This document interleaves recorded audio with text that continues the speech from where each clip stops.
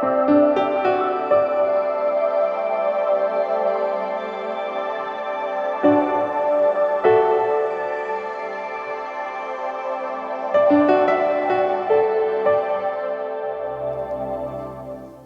iniziamo.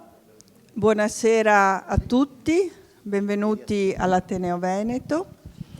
Oggi parleremo di smart working e smart working a Venezia. Devo dire che pur essendo una modalità di lavoro risalente nel tempo, ne parlavamo prima con la dottoressa Visconti, noi l'abbiamo sostanzialmente conosciuto con la pandemia e l'abbiamo conosciuto in un momento di grande difficoltà. Io facevo il presidente del tribunale e insomma arrivavano le circolari del ministero di applicare lo smart working e noi non sapevamo neanche che cosa fosse. Però ci siamo, come dire, attrezzati e abbiamo fatto i conti con questa nuova modalità lavorativa. Da un lato è stata una cosa tremenda, cioè io devo dire francamente che da organizzatrice ho fatto molta difficoltà.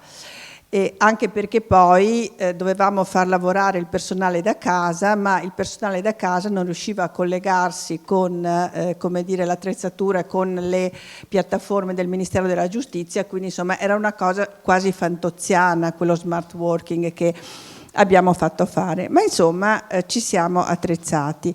D'altro canto devo dire che è stata una manna, perché se si aspetta in Italia di introdurre qualche riforma che non sia dovuta all'emergenza, non entra mai in vigore. Quindi l'emergenza ci ha costretto a fare i conti con questa nuova modalità lavorativa. Passata però la fase di emergenza, dobbiamo ragionare nella normalità e quindi dobbiamo capire quando possa essere utilizzata, come possa essere utilizzata, insomma capire quali sono le potenzialità e quali i limiti e anche quali le conseguenze, perché io che sono del 1900 ero abituata a una certa modalità di lavoro e per certi versi questa così mi fa avere qualche timore sotto il profilo dei rapporti umani e anche, devo dire, dei diritti acquisiti dei lavoratori, perché dei lavoratori che non si incontrano più nei luoghi di lavoro sono lavoratori deboli, ma insomma questo sarebbe un lungo discorso e quindi starò qui molto volentieri ad ascoltare i nostri relatori. Poiché uno dei filoni della nostra attività in Ateneo è quello di occuparsi dei problemi della città, io ho fortemente voluto questo incontro, perché per Venezia lo smart working è una formidabile opportunità. Lo è per i veneziani che potrebbero eliminare o insomma attenuare molto i noti problemi dei trasporti e dei movimenti. Ma è anche una formidabile opportunità per i non veneziani che potrebbero venire a ripopolare questa città che si sta sempre più spopolando di cittadini. Devo ringraziare per questo incontro Tiziana Plebani e Guido Moltedo, perché quando ho proposto al Consiglio accademico di fare questo incontro si sono subito offerti e hanno lavorato tantissimo per questo incontro e quindi hanno lavorato con competenza e anche con molta laboriosità e quindi li devo ringraziare. Sarò qui ad ascoltarvi molto volentieri e aspetto di avere delle grandi folgorazioni su questa nuova modalità di lavoro. Grazie.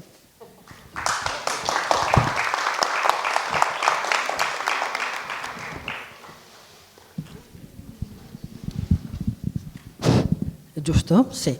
Bene, allora apriamo subito i lavori. Io sono Tiziana Plebani. Ringrazio la Presidente per aver voluto creare questo incontro e noi ci siamo offerti volentieri perché crediamo che sia un tema davvero interessante, sia io che Guido Moltedo, che tra l'altro con la sua rivista Italy è anche un modello di questo tipo di lavoro nuovo. Ora, che dire, giusto un poco tempo per non portare via spazio. Allora, Le città si trasformano, questo è sotto gli occhi di tutti, ma delle volte io credo che non ci accorgiamo di quanto si trasformino se non veniamo a contatto magari con gli ambienti, le persone che si stanno muovendo in particolari direzioni. A me per esempio questa direzione me l'ha offerta anche mio figlio, che conosceva un ragazzo che lavora in queste situazioni che presenteremo. E quindi certo questo tipo di lavoro che è cambiato, è destinato, la pandemia l'ha spinto, ma è destinato certamente a non decrescere, anche per le convenienze che comporta, che sono convenienze certamente delle aziende che riducono i costi, certo con i pericoli anche che ha accennato la Presidente, ma anche ovviamente per i bisogni delle persone, viene incontro alle bisogni delle persone, a ridurre il pendoralismo e avere una vita certo migliore.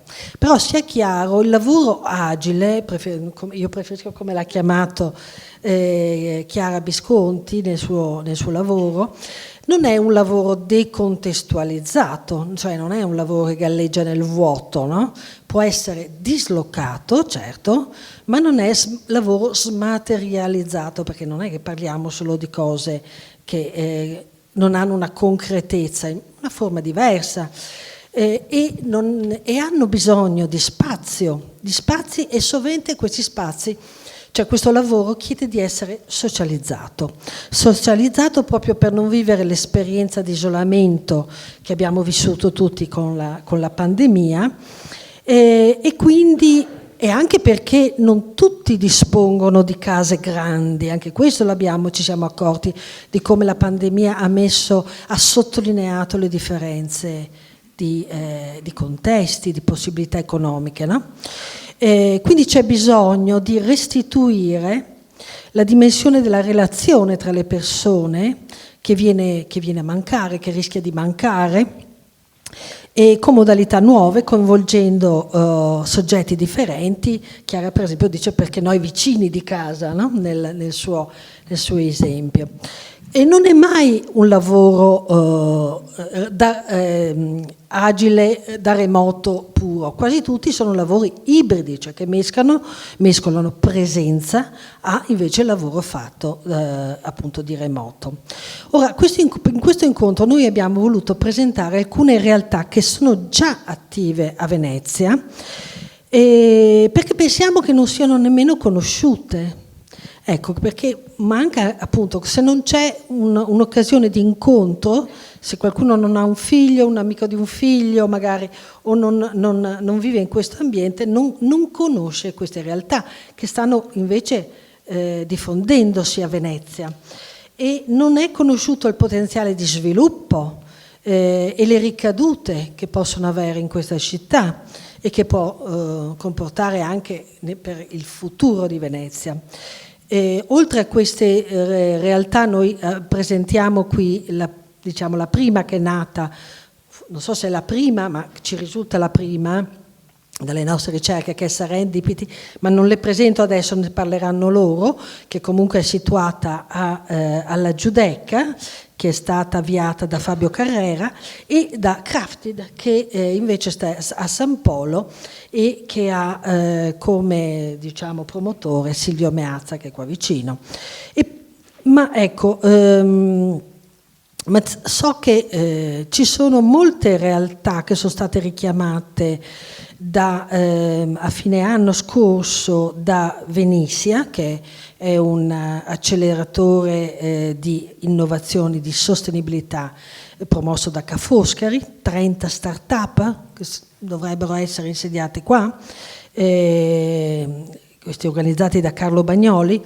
Abbiamo invitato anche lui, non so se è presente invitato nel pubblico. Insomma, la questione è da un lato che Venezia è molto attrattiva da questo punto di vista, e chi del resto non vorrebbe venire a lavorare qua, potendolo fare, perché questa è l'altra condizione. L'esperienza di Vanyware, di cui sentiremo, avviata invece una piattaforma appunto per chiamare, per attrarre e per sentire questi bisogni dei giovani che vorrebbero venire qui, organizzata da Ca' Foscari insieme alla Fondazione Venezia, sta dimostrando quanta attenzione e quanta desiderio c'è nei giovani di venire di qui. È un dato interessante che il 70% è di donne, di giovani donne, e perché vivono questa città come sicura, e non è un dato da poco, pensiamoci, questo desiderio. E perché? Ora, per ora questo movimento è sostanzialmente un movimento di privati, qualcuno dice visionari, illuministi, tutto quello che stanno investendo su questa città, stanno investendo denaro, progettualità, futuro, che quindi ovviamente anche con fatica e dispendio. Queste realtà hanno un legame, mi sembra un pochino debole, con Ca' Foscari, ma quello che è interessante, quindi è un movimento di privati. Altri privati, facendo un po' di ricerche, mi sono accorta che altri invece soggetti privati si stanno attrezzando ad accogliere, o si sono in parte già attrezzati ad accogliere, il popolo dei lavoratori da remoto, che sono tanti, cioè fornire servizi anche minimi. Cioè cosa vuol dire? Strutture come Combo o Humus, che sono legate alle residenze studentesche ma aperte anche a cittadini, oppure anche un drappello, ho visto, un drappello di bar che offre postazioni. Però capite bene che tutta questa offerta, se non è ben diretta, è facilmente fagocitata dalla potenza del turismo. Quindi il problema è che per ora questi privati si muovono nell'indifferenza dell'amministrazione pubblica. Ma è chiaro che invece c'è bisogno di pensare a come orientare queste realtà interessanti che si muovono, che possono fare anche del bene, ma che vanno però orientate dentro una visione di città, no? E ovviamente con delle ricadute che qui toccheremo in parte. Cioè, chiaro, chiedo anche a tutti di non soffermarsi solo su questo aspetto, anche se è un aspetto chiaramente cruciale, ma magari se ne parlerà un'altra volta, cioè nel senso che tutto questo mondo poi che cosa chiede dove si crea lavoro, c'è bisogno di servizi e c'è bisogno di abitazioni, e questa è la questione ovviamente cruciale, di cui cercheremo di parlare, ma non di monopolizzare su questo, perché questa è un'occasione anche di parlare di. Quindi non subire, come ha scritto giustamente Guido nell'articolo su Italy, non subire ma governare i processi di trasformazione della città. E poi è da chiarire una questione innanzitutto. Non si tratta ovviamente di richiamare solo forze giovani o persone con disponibilità economica tale da poter vivere a Venezia, che sappiamo di sostenere i costi della vita a Venezia. Oltre a loro il lavoro agile dà la possibilità a chi vive qui di rimanerci e di non dover abbandonare la città per mancanza di lavoro. Ora, questi due movimenti, queste due necessità, perché è chiaro che le città hanno bisogno anche di una rigenerazione, ma non di una sostituzione etnica come qualcuno ha poi ha ipotizzato, ma insomma due movimenti che vanno coordinati e quindi con un sostegno ai residenti, con nuove politiche di lavoro e di residenza, ma anche con una carta di servizi di cui ha parlato anche Chiara nel suo libro. Ecco, questo incontro è diviso in due parti, ma come vedete siamo tutti insieme, e siamo tutti insieme perché l'abbiamo voluto, non abbiamo voluto fare una cosa accademica, siamo tutti insieme perché ci sarà il primo momento di l'introduzione di Chiara Visconti, che tra un attimo presento, poi la presentazione di queste tre realtà e poi discuteremo, si aprirà un momento di discussione con Sergio Pascolo, che è qui a fianco a me, ma che presenterò magari dopo, e con Maria Fiano e con Marco Gasparinetti. Quindi però siamo tutti insieme proprio per proporre questa modalità di comunità. Ecco, adesso io mi fermo e do la parola a Chiara Visconti. Nella sua presentazione Chiara dice che è laureata in Bocconi, manager e assessora, mamma di una femmina e di 2 maschi. Quindi questo è anche interessante, la sua presentazione. Ha lavorato nel pubblico e nel privato, lunga carriera in Nestlé, poi è stata assessora, la conosciamo anche come assessora del Comune di Milano durante la giunta Pisapia, con deleghe al benessere e alla qualità della vita. Oggi è consulente per le risorse umane, esperta di lavoro agile, è un tema su cui ha scritto questo libro che tiene in mano, Agili, come dire, smart, agili e felici. Quindi io le lascio la parola per introdurre questo incontro. Grazie.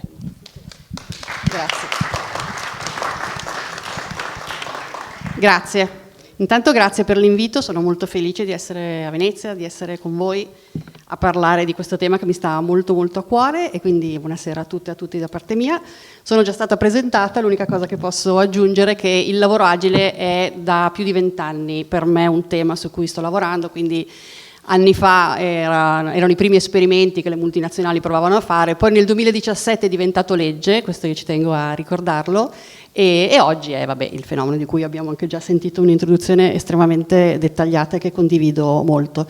Io ho alcuni messaggi che vorrei dare. Il primo mi serve solo un attimo per riportare bene la definizione di ciò di cui stiamo parlando. Il lavoro agile, nella sua accezione più evoluta, non è lavorare da casa, non è lavorare da remoto, ma è una riorganizzazione del modo di lavorare che mette in discussione 2 capisaldi che sono sempre stati interpretati come inamovibili, come fissi, che erano lo spazio e il tempo, e li propone invece come variabili da gestire, per cui è transitare semplicemente, come tutte le rivoluzioni possono essere semplici, quindi in realtà con grande difficoltà, da un modo di lavorare in cui si andava in ufficio tutti i giorni alla stessa ora e si usciva alla stessa ora, a un modo in cui spazio e tempo diventano variabili da gestire in accordo con l'azienda per cui si lavora, per l'organizzazione di cui si fa parte. Quello che mi piace mettere in evidenza è che è un fenomeno di massa, quindi ci siamo abituati ad accogliere i nomadi digitali, ci piace, no, che ci siano delle elite che iniziano a innovare, ma in realtà questo nuovo modo di lavorare da cui non si tornerà più indietro, di questo dovete essere stracerti, è un fenomeno di massa. Hanno stimato in Italia più di 8 milioni che già un paio di anni fa potevano lavorare in modo diverso, ed è un fenomeno che va ad ingrandirsi perché la telemedicina, soprattutto quello che sta succedendo, porterà sempre più persone a lavorare in questo modo. E quando lo definisco fenomeno di massa intendo di non raffigurarsi il libero professionista appunto benestante, ma l'impiegato o l'impiegata di Tiscali, chi lavora per la pubblica amministrazione o un lavoratore o lavoratrice di una software house tedesca. Quindi un fenomeno di massa. Ecco, vorrei inquadrare questo ragionamento con questa prima prospettiva. Le aziende in tutto questo stanno facendo un percorso un po' a step, qualcuno è già molto molto avanti, qualcuno sta tornando indietro. Abbiamo avuto ministri tipo Brunetta che erano esplicitamente contro, adesso abbiamo un ministro che invece lo sposa il lavoro agile, quindi è la situazione secondo me abbastanza comune delle grandi rivoluzioni, cioè ci si sta andando un po' così a balzi. Quello che io, l'ho già detto prima ma lo ripeto, mi rende sicura del fatto che non si tornerà indietro è che dopo la pandemia le persone hanno sperimentato, capito, fatto scelte di vita per cui non sono più disposte a tornare indietro. Questo modello ottocentesco che noi abbiamo sperimentato e io ho sempre cercato di combattere, però insomma che ha forgiato le nostre vite lavorative, le nuove generazioni ma anche le persone che lo hanno sperimentato non lo accettano più. E questo è un dato che ci deve fare riflettere in modo molto molto molto molto chiaro.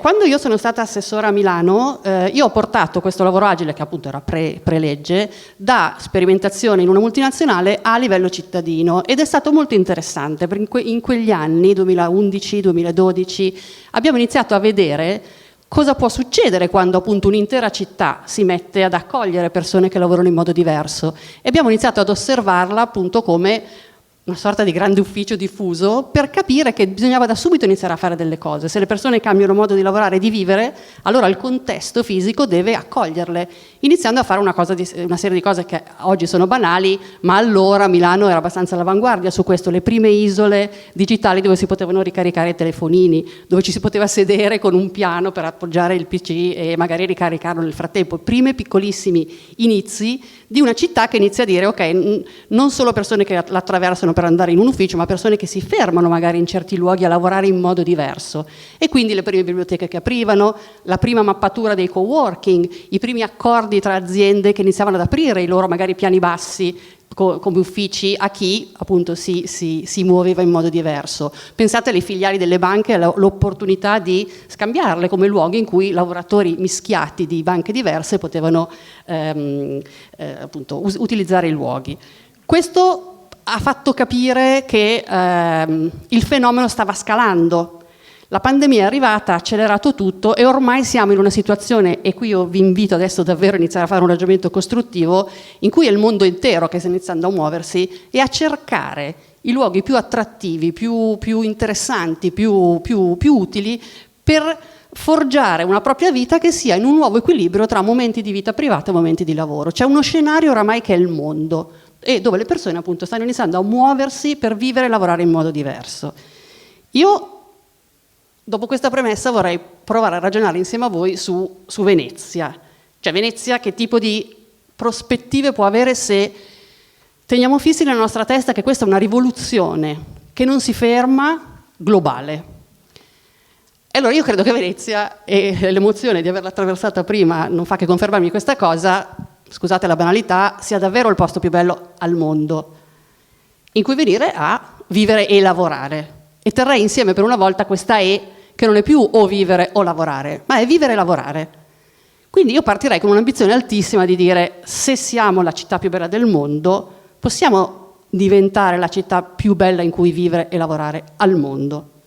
Per fare questo serve, l'ho sentito già espresso bene, una visione sistemica, cioè serve approcciare il fenomeno in modo complesso. E nella mia esperienza personale, la visione sistemica ha 3 assi su cui secondo me dovete costruire il vostro modello. Intanto l'ambizione deve essere altissima, quindi non città che adesso para dei colpi, che deve richiamare degli abitanti, ma il più bel posto al mondo in cui vivere e lavorare. Ambizione altissima, è la Serenissima, lo è stata nel passato, deve essere questa l'ambizione che muove adesso chi ci sta lavorando in una visione sistemica. Poi un secondo asse di lungo periodo, non si farà domani qualcosa, l'orizzonte temporale di una visione sistemica complessa di una città che vuole rimettersi al centro di una rivoluzione è di anni, e quindi sapere che oggi si iniziano a fare delle cose che vedranno luce in futuro, negli anni, con un orizzonte medio-lungo, e poi il coinvolgimento in rete di tutti gli attori. La cosa bella delle rivoluzioni è che c'è spazio in realtà. E quindi chi ha un'ambizione di portare una visione sistemica della più bella città al mondo dove vivere e lavorare, deve farlo insieme agli altri, mettendo in rete, l'hai detto tu in modo molto chiaro, ma io vi invito a mettere insieme le 3 cose, per cui alzare lo sguardo. La rete deve essere fatta con l'Unione Europea, andando a chiedere per esempio la prima condizione essenziale perché si possa lavorare da remoto, cioè la banda larga che prende in tutte le calli, in tutti i luoghi della città, con il governo che riconosca in Venezia questa potenzialità che è la più alta che abbiamo in Italia, no? Come attrattività, con ovviamente tutte le istituzioni, con la regione.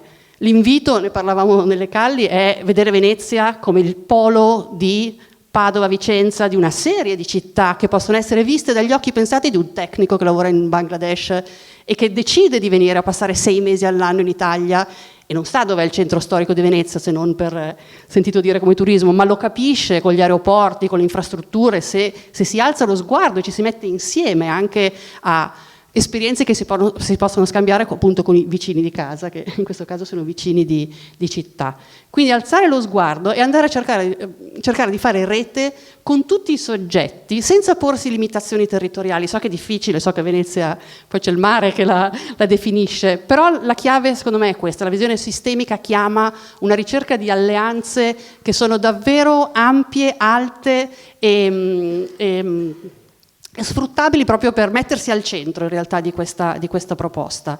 Gli attori da coinvolgere in una visione sistemica sono, alcuni li abbiamo già qua, ma sono proprio i componenti della città, tutti gli albergatori. Adesso inizio a dire una cosa che magari poi va troppo nel dettaglio, poi forse rischia di diventare banale, però in una città che si offre come l'ufficio diffuso più attrattivo al mondo per tutti i lavoratori e lavoratrici del mondo, è chiaro che gli alberghi devono essere tutti in sintonia con le esigenze di chi arriva e magari decide come prima prova di trasformare il suo soggiorno di una settimana in 2, di cui la seconda lavora ed è il prodromo di venirci a vivere magari per i prossimi 6 mesi. Quindi è chiaro che devono offrire una serie di servizi base ma tutti lo devono fare, no? Quindi mettersi in rete, che sono quelli del silenzio, della stampante, del collegamento, di chi ha esigenze di lavoro.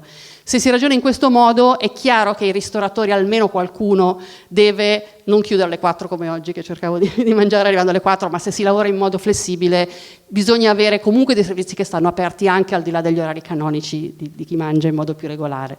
Se si fa questo tipo di ragionamento è chiaro che i trasporti devono ragionare per accogliere le esigenze di chi si muove in un modo che non è quello del turismo classico. Allora, per fare questo, e ho quasi chiuso il mio intervento, poi sono ben felice di contribuire ancora se sarà necessario, secondo me è utile come individuare due immagini. Una è Venezia ufficio diffuso, non è affascinantissima, però dobbiamo ragionare in questo modo: non esiste più l'ufficio tradizionale, le aziende li stanno smantellando, li stanno trasformando e stanno facendo un'inversione di ragionamento che è interessante, cioè dall'obbligatorietà di arrivare in un luogo all'attrattività. Gli uffici del passato erano brutti, tanto la gente ci doveva andare, chi se ne frega, si lavorava col viso verso il muro e senza luce. Adesso bisogna convincere le persone a venire in ufficio e quindi gli uffici si stanno ripensando, stanno diventando belli, stanno diventando accoglienti, e questo può essere usato come parallelismo, stanno diversificando gli spazi a seconda della necessità d'uso, per cui ci sono sale riunioni dove si può parlare, angoli dove si può stare in silenzio e concentrati, punti dove si possono fare le fotocopie o c'è la connessione potente. Quindi provare a immaginare una città che si vede come ufficio diffuso e che passa dalla necessità di esserci all'attrattività è un modo per capire fisicamente cosa può esserci di utile nella città di Venezia per chi ci viene a lavorare e a vivere e lavorare.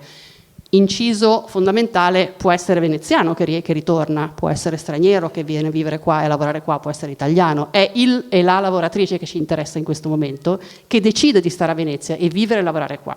E infatti la seconda immagine che vi propongo è questa persona, cioè chi è il lavoratore o la lavoratrice agile, e forse definendola si può aiutare a intercettarla e quindi provare a offrire Venezia in questa accezione ampia alle sue esigenze.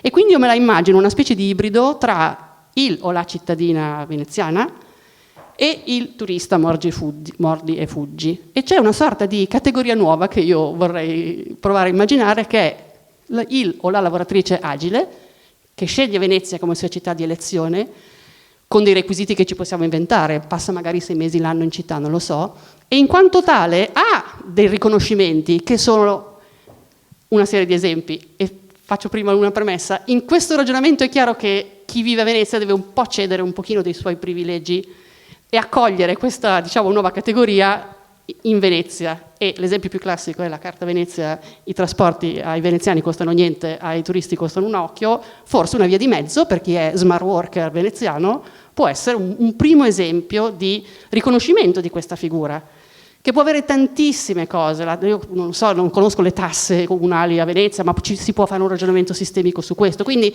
un nuovo profilo di abitante di Venezia, che è chi vive e lavora temporaneamente, minimo 6 mesi, inventate voi, ma ha questo tipo di uso di Venezia.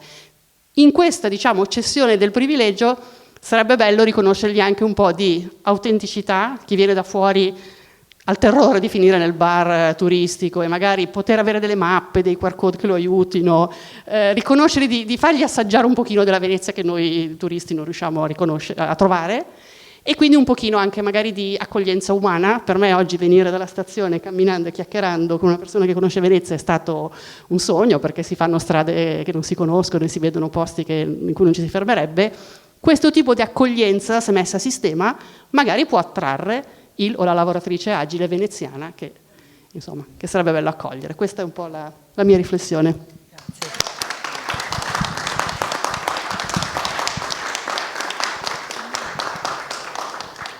Bene, grazie a Chiara, credo che abbia toccato già degli elementi che ci permetteranno anche poi di discutere, io penso, no? Allora, io adesso presento la prima realtà che è già operativa, come avevo detto, che è quella di Serendipity, di cui ci parlerà, inutile che presenti io, qui Luca Gioman, no? Al posto di quello che è stato l'iniziatore, ed è una realtà che appunto opera alla Giudecca, ma io passo direttamente a Luca la parola per presentare questo forse.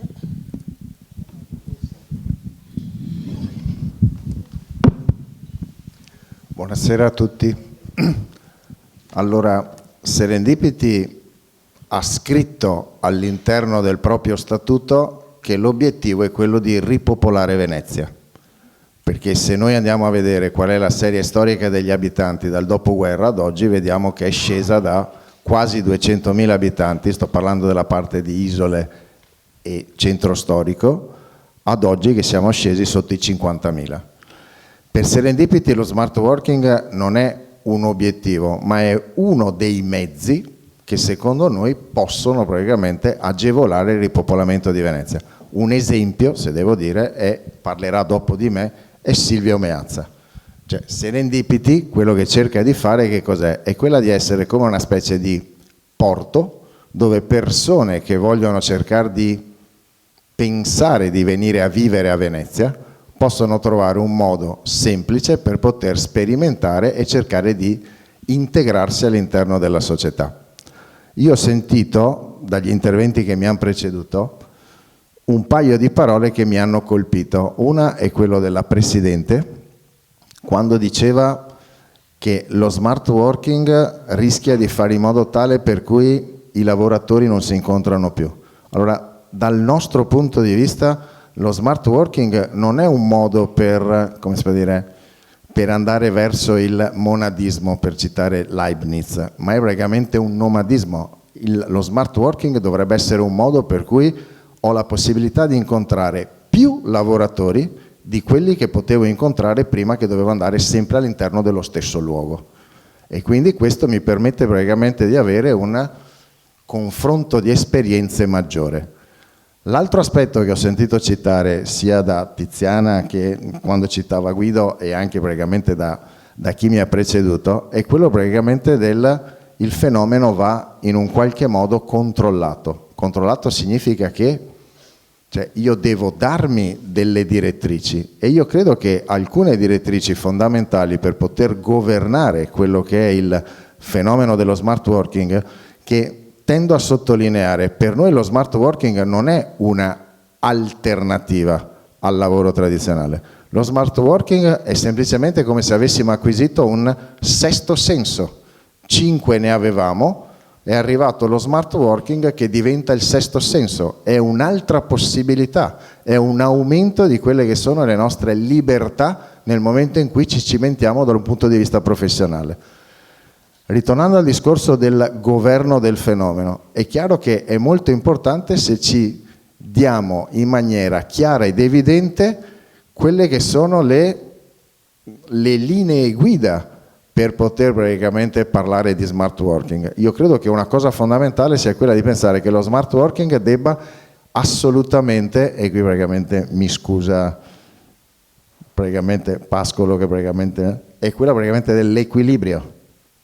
Cioè nel senso che lo smart working non deve essere praticamente orientato e governato in modo tale che porti maggiore equilibrio in quella che è vita privata e vita professionale. Lo smart working deve dare maggiore equilibrio nel senso che non deve privilegiare solo ed esclusivamente le persone che se lo possono permettere, ma nel momento in cui io faccio arrivare smart worker all'interno della città di Venezia, devono integrarsi perfettamente con quelli che sono i residenti, perché devono diventare a loro volta residenti stessi. Questo è l'obiettivo che noi ci poniamo. Noi diciamo che fondamentalmente cerchiamo di attrarre veneziani di ogni origine e giovani di ogni età. proprio per dire che fondamentalmente non c'è nessuna limitazione, cioè fondamentalmente dovremmo ritornare a vedere Venezia popolata, Venezia che porta avanti la propria cultura. Crediamo che lo smart working, e quindi fare in modo tale di essere un punto che possa essere utilizzato per i primi approcci praticamente nell'entrata nella nostra città, possa essere una cosa favorevole. Grazie. Luca, però, magari, visto che forse non conoscono, puoi dire, insomma, cosa fate alla Giudecca e quanti siete? Perché la dimensione, come dire, anche numerica, il tipo di attività. Ok, allora diciamo che Serendipity, come dicevo prima, si pone l'obiettivo specifico di ripopolare Venezia. Secondo noi, per ripopolare Venezia si deve lavorare su 3 variabili. Le 3 variabili sulle quali si deve lavorare sono: uno è il lavoro, si deve fare in modo tale che Venezia dia opportunità di lavoro che non siano strettamente legate al turismo e siano opportunità di lavoro che abbiano la possibilità di avere una certa redditività per potersi permettere la vita a Venezia. La seconda variabile è quella di dire: una volta che io sono riuscito a far arrivare qua uno che lavora a Venezia, devo anche fare in modo tale che questa persona riesca a trovare casa a Venezia. Quindi devi lavorare sul lavoro, sulla variabile casa, e la terza è quella della mobilità. Io devo fare in modo tale per cui quando mi sposto da Venezia, da qualsiasi punto di Venezia, non posso metterci da Sant'Elena a Padova allo stesso tempo che da Mestre arrivo a Milano. Devo fare in modo tale per cui in un qualche modo la mobilità venga agevolata. Nel fare questo siamo partiti lavorando sulla variabile lavoro, e quello che cerchiamo di fare in collaborazione soprattutto con il resto del mondo e soprattutto con università di altri paesi, nello specifico con il Worcester Polytechnic Institute di Santa Fe oppure con l'MIT di Boston, cerchiamo di fare in modo tale di dare opportunità a persone che cercano di creare lavoro all'interno di Venezia, praticamente di avere dei percorsi di accelerazione che permettano di mettere a terra la propria idea. Dal punto di vista numerico andiamo molto, come si può dire, ad ondate, nel senso che dipende molto dall'attività che stanno facendo. In questo momento, praticamente in febbraio, all'interno della struttura siamo circa praticamente una trentina, ma se aspettiamo il 28 di maggio che mi arrivano circa 30 studenti americani, rischiamo di arrivare a 60. Se poi andiamo verso settembre, dove ho sia gli studenti americani che praticamente anche i team che cercano di mettere a terra un'attività, possiamo arrivare anche a 100. Allora, gli stabili, persone che stanno stabilmente, sono sicuramente i 30 che trovo anche in questo momento qua. Però lì il problema non è quello praticamente, cioè io credo che il luogo che si identifica come luogo adatto per chi praticamente utilizza lo smart working deve essere in un qualche modo un punto di passaggio, è come praticamente una stazione ferroviaria. Cioè io sono estremamente felice che sia rimasto con me per più di 12 mesi Silvio e poi praticamente abbia trovato un altro posto perché sono diventati talmente grandi che non riuscivo a tenerli tutti. Cioè dal mio punto di vista è questa la cosa corretta, cioè il luogo in cui fai smart working non può essere la tua casa finale, perché se diventa la tua casa finale ritorniamo al luogo di lavoro tradizionale. Cioè, lo smart working deve essere praticamente un luogo di passaggio, come una stazione ferroviaria, come un aeroporto. Prego. Grazie mille, abbiamo capito di più, ma era anche per dare un po' di elementi per chi non frequenta questo mondo, no? Quindi capire un po'. Allora passiamo adesso a Crafted. E qui ci sono sia Silvio Meazza che Federica Bagnoli e io vi passo direttamente. Perfetto, aspetta che c'ho. Allora, buonasera a tutti, grazie. Io mi rivelo subito dall'accento del saluto milanese. Sono stato milanese per 50 anni e nel 2019 mi sono trasferito qui.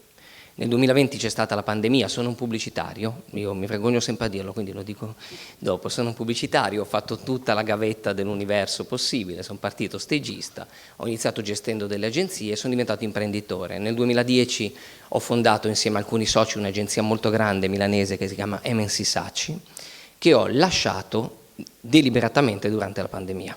Cioè io nel 2020, mentre eravamo tutti a casa a fare quella specie, ringrazio Chiara per la lucidità con cui ci ha presentato il lavoro da casa, non come smart working, mentre eravamo a casa e la mia casa era molto privilegiata, io abito a 100 metri da qui, quindi avevo la fortuna di fare il lockdown qui, e io e mia moglie ci siamo guardati in faccia e ci siamo detti non torniamo indietro.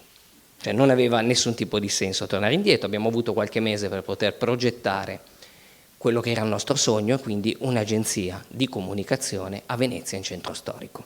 Sembrava follia, ringrazio anche Luca che effettivamente è stato di grandissimo aiuto, la struttura, senza serendipiti non saremmo mai riusciti a fare quello che abbiamo fatto.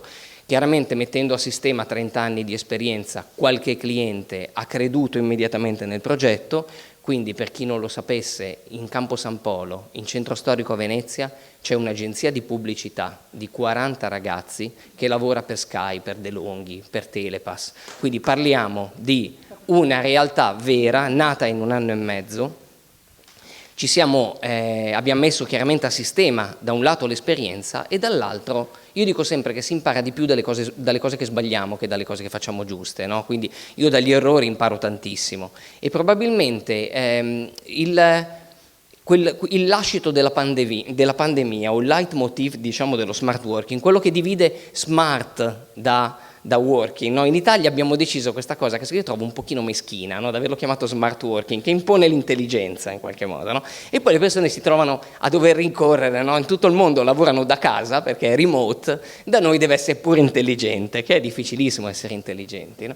Allora tutti i giorni noi ci chiediamo come possa essere. Dopodiché cosa è successo? Attingendo dai bacini universitari di questa terra, che sono meravigliosi, ci sono circa 21.000 studenti a sistema, quindi con la possibilità di trattenerli. Io dico sempre, non siete qua per lavorare 20 anni in centro storico, mi piacerebbe, ma naturalmente l'obiettivo poi, come dice uno dei grandi filosofi del Novecento, che è Sting, il cantante dei Police, se vuoi bene a qualcuno lascialo libero, no?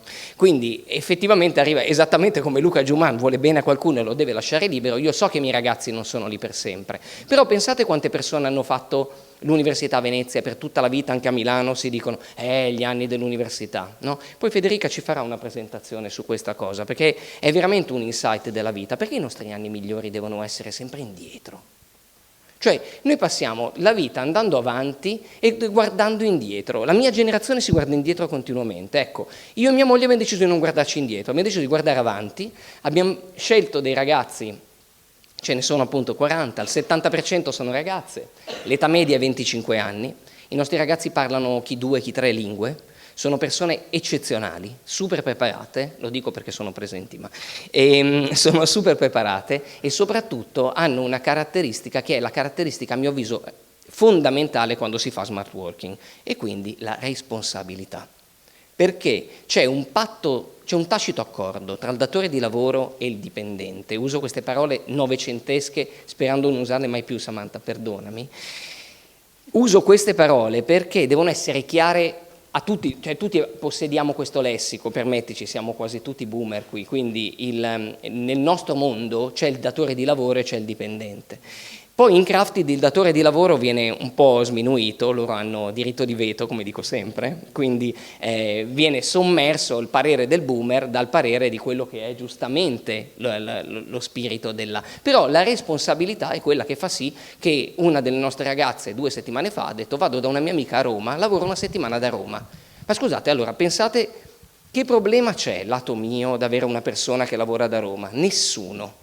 Tanto le riunioni le facciamo ibride, alcuni del mio team lavora a Milano, anzi se qualcuno ha una casa per Simone che è milanese vorrebbe venire a vivere a Venezia non riesce a trovarla, non sto scherzando, e abbiamo fatto dei nuovi residenti nei nostri 40 ragazzi e ci stiamo credendo, stiamo mettendo veramente a sistema tutte le forze che abbiamo preso un palazzo bellissimo in centro storico, Palazzo Soranzo, naturalmente è un palazzo privato, quindi ci costa parlavi prima dell'investimento, ci costa un pozzo di soldi, però è fondamentale a mio avviso dare dei segnali. Quel luogo, per stare nella logica di smart working, non è concepito come l'ufficio, possiede le caratteristiche.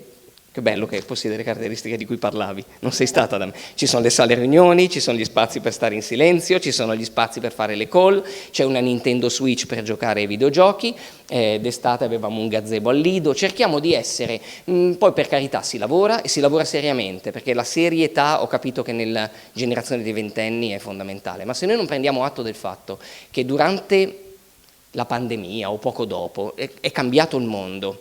È come, sapete quei giochi per bambini in cui la stellina va nella stellina e il quadrato va nel quadrato? Fate finta che durante la pandemia, con tutte le domande che il mondo si stava facendo, qualcuno abbia cominciato a dire che la stellina e il quadrato non entravano più.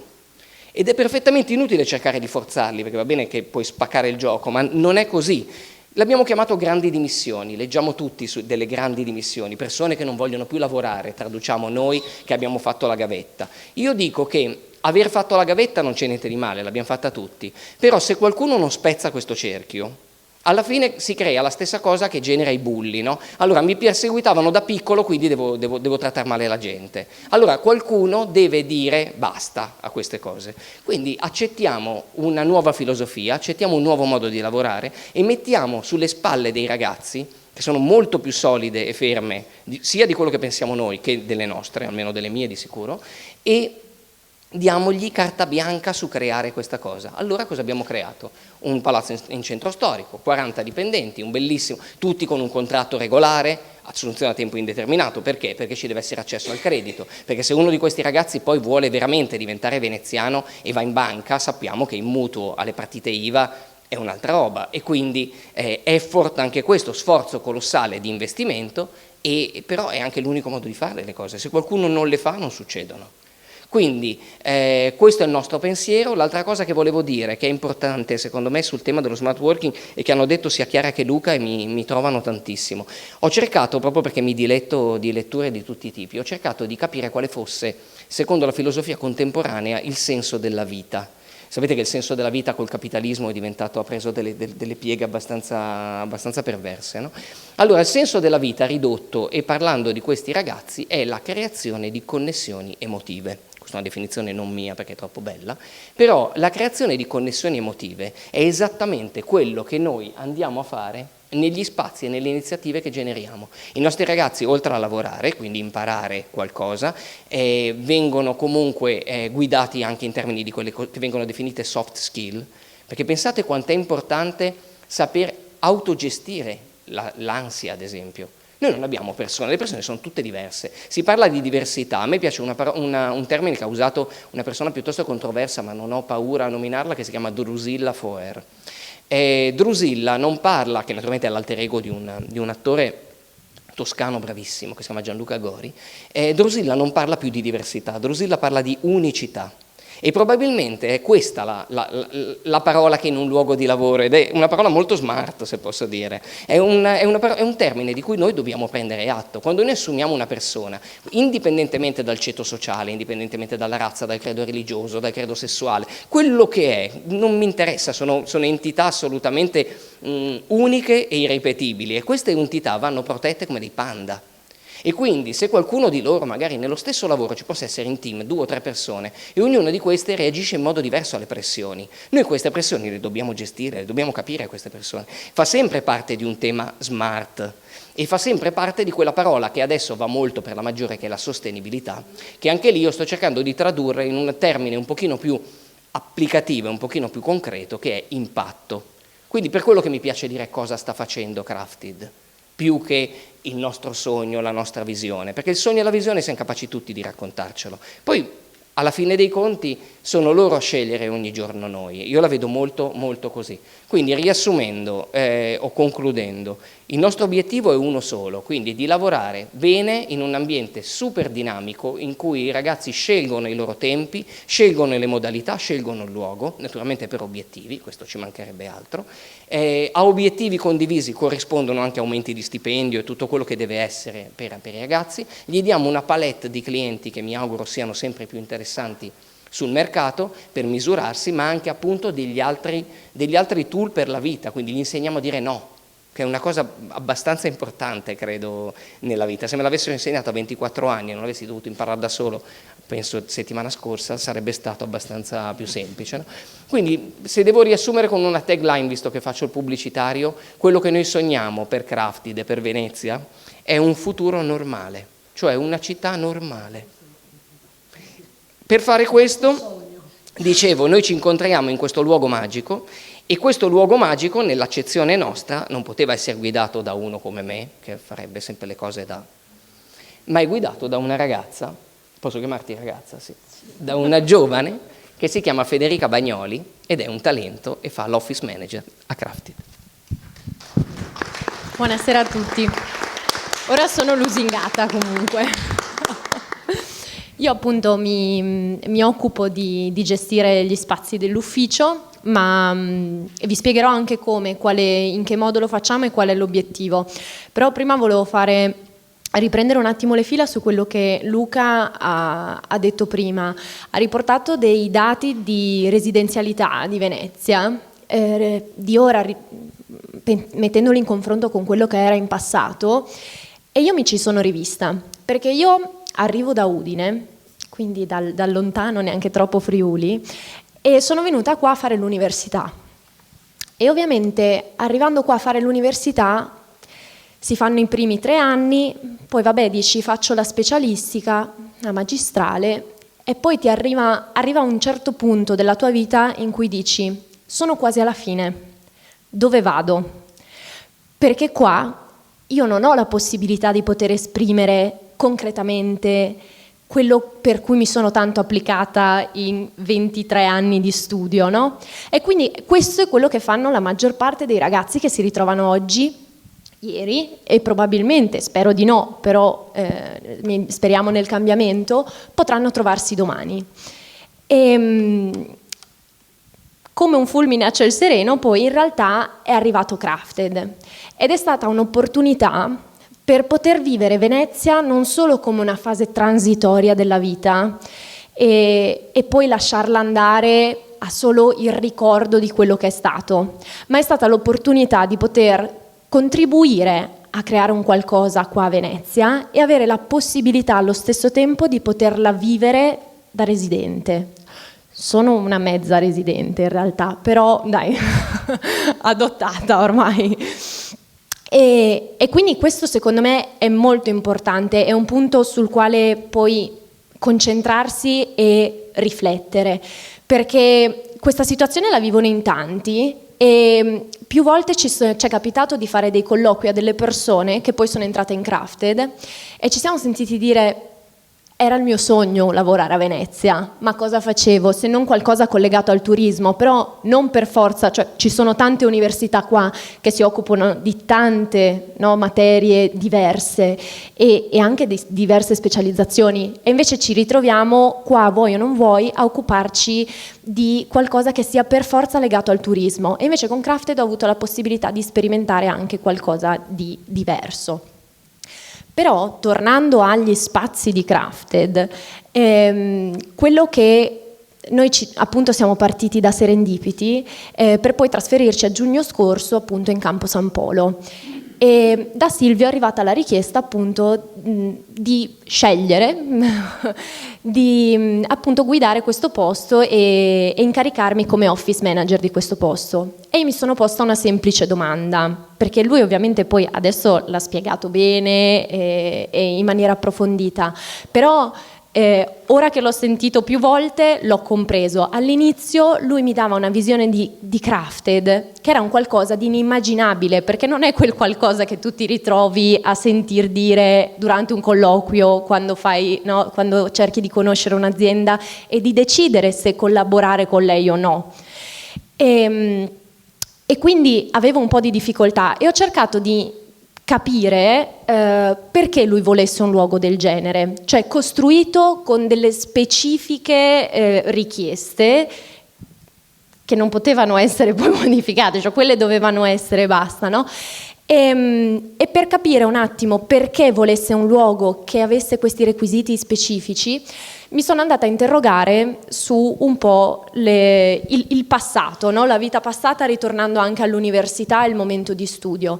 Io credo che forse sia la mia generazione che alcune passate e sicuramente anche quelle di oggi si sono sentite dire da un parente, da un genitore, da uno zio, da un nonno: guarda che questi sono gli anni più belli della tua vita. Poi per lavorare vedrai che cosa vuol dire, c'è tempo, e questa è una frase classica. E al contempo però da piccoli ci sentiamo dire: beh, studiare è il tuo lavoro. Allora, però se mi stai dicendo che studiare è il mio lavoro, e da bambini noi ricordiamo tutti l'esperienza della scuola, delle superiori, dell'università come un momento piacevole, però era il mio lavoro, come può essere così brutto entrare nel mercato del lavoro e lavorarci per 40 anni? È una cosa preoccupante, perché passiamo il 70% della nostra vita a lavorare, quindi quando ci sentiamo dire una cosa del genere è ovvio che siamo preoccupati. E quindi mi sono un attimo interrogata su questo aspetto e ho cercato di mettere a confronto quello che era il momento formativo, no? Per una qualsiasi persona, di qualsiasi livello di istruzione vogliamo parlare, senza fare differenze, il vecchio mercato del lavoro e il mercato di lavoro emergente. Mettendo a confronto queste tre variabili, ho intuito che la componente è quella relazionale di fatto. Perché noi a scuola era il nostro lavoro imparare, ma ci divertivamo, cioè le verifiche, gli esami, i compiti, l'imparare le poesie a memoria alle medie, era un qualcosa che facevamo, che ci pesava, però noi andavamo a scuola comunque felici perché avevamo gli amici con cui trascorrere il tempo, no? E quindi lì ho cominciato a capire perché il mondo del lavoro, banalmente anche della generazione dei miei genitori, fosse così terribile, perché stare 8 ore sul computer senza potersi alzare, senza potersi bere un caffè in compagnia, perché siamo in orario di lavoro e non si può neanche scambiare due parole, alla fine le relazioni sono quelle che formano e completano una persona. E venendo a mancare questa componente, questa variabile, è un qualcosa che poi fisicamente lo si sente, no? Perché siamo animali sociali. Chi parla di più, chi parla di meno, chi è un po' più timido, chi è più estroverso, però siamo delle persone abituate a stare in un contesto sociale, per forza di cose. E quindi appunto la questione è di cercare di riportare ad oggi quella componente relazionale che è venuta a mancare nelle vecchie generazioni, e lo stiamo cercando di fare. Grazie.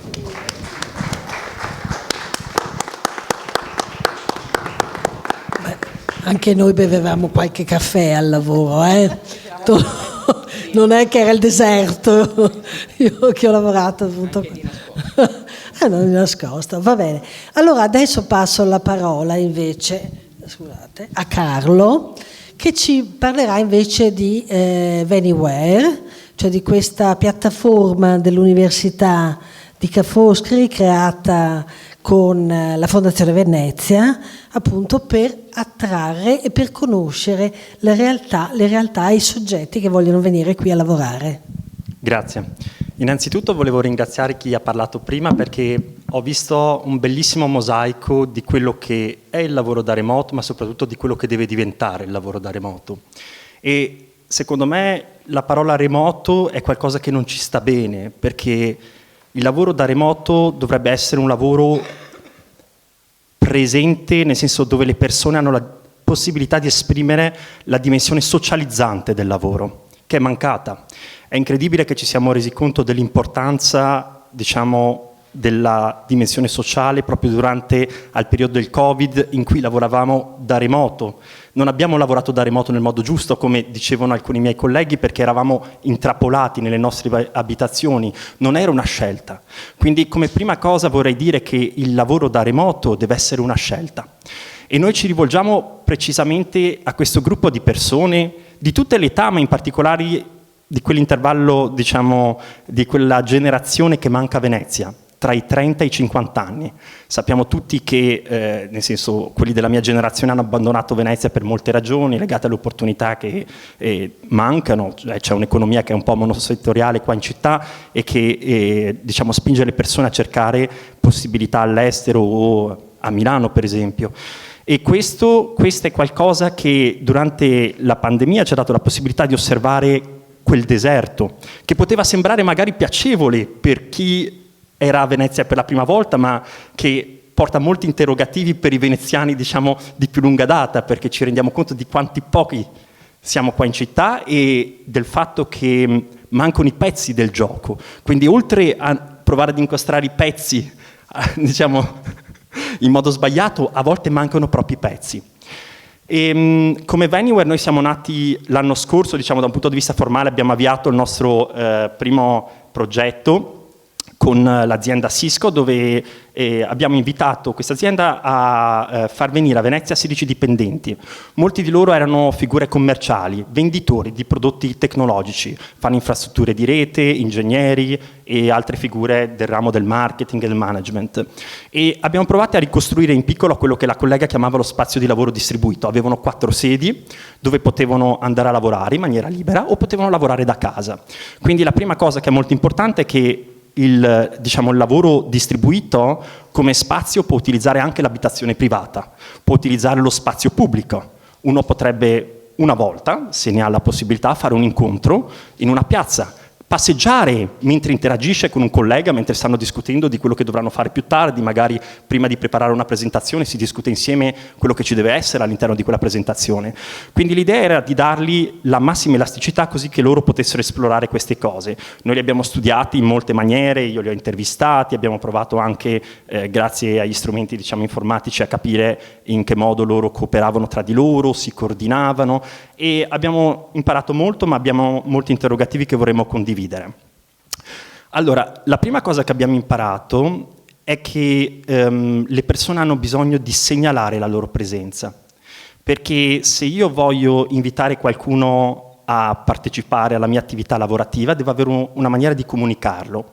E questo invito deve essere diverso da un appuntamento, perché in taluni casi ho davvero bisogno di quella persona con cui lavorare, in altri casi ho giusto bisogno di aiuto, di un certo tipo di figura, magari oggi ho bisogno di un ingegnere, domani ho bisogno di un informatico e così via, e quindi devo segnalare il tipo di figura che potrebbe aiutarmi nel mio lavoro quotidiano, perché il sistema è un sistema molto dinamico, e a volte più che diciamo, scegliere le persone hai bisogno del supporto di un certo tipo di professionalità. Poi ci siamo resi conto che queste persone sceglievano dove andare a lavorare in base al livello di intimità desiderato o il grado di focalizzazione che dovevano avere per riuscire a compiere una certa attività. Quindi per esempio quando dovevano preparare un incontro importante stavano a casa. Quando dovevano invece presentare qualcosa a un team, facevano le prove magari con i colleghi più vicini. E ci siamo resi conto quindi come ci sia uno spazio continuo tra diciamo, il luogo della piena socialità, quello rumoroso, quello in cui tutti possono interagire e parlare liberamente, e quello invece dove mi devo focalizzare perché ho una chiamata magari molto importante con un cliente con cui sto lavorando da mesi per chiudere un affare. E questo è molto interessante perché questa città offre alcuni spazi che hanno talune caratteristiche, per esempio offre alcuni uffici, però manca ancora un continuum, nel senso vedo iniziative che emergono, esiste la realtà di Serendipity che offre per esempio degli uffici, esiste Combo che offre la possibilità di avere questo spazio invece di lavoro davvero aperto, ma forse manca ancora diciamo, tutti i colori in mezzo, una gradazione. E poi una cosa molto divertente che accade quando le persone si spostano a Venezia è la loro relazione con la mobilità a piedi. Abbiamo avuto un sacco di illumentali i primi giorni perché gli chiedevamo di fare un quarto d'ora, non tutti avevano gli uffici tutti intorno e quindi dovevano fare un quarto d'ora a piedi, e questo può sembrare un costo pazzesco per qualcuno che è abituato a prendere i mezzi e a non dover usare le gambe per arrivare nel luogo di lavoro. E dopo un po' ci hanno detto che quello spostamento aveva un valore immenso, non soltanto dal punto di vista diciamo, dell'esperienza personale del paesaggio di Venezia, di muoversi in città, ma diventava una possibilità per avere un incontro informale con un collega con cui poi avrebbero, nel senso, fatto qualcosa più tecnico magari davanti ai loro computer, diventava una possibilità di incontrarsi magari per strada con dei clienti a fare colazione per dei primi incontri informali prima di andare a lavoro.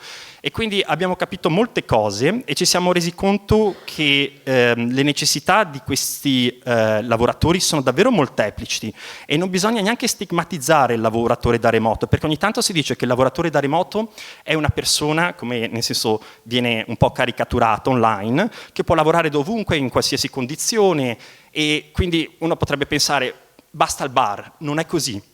E per esempio noi abbiamo qui molti dei nostri lavoratori che ancora ci chiedono degli spazi molto particolari con delle caratteristiche, delle cabine isolate in cui avere delle chiamate, e stiamo provando a sviluppare insieme ai nostri partner, tra cui molti sono anche qui, questo tipo di soluzione.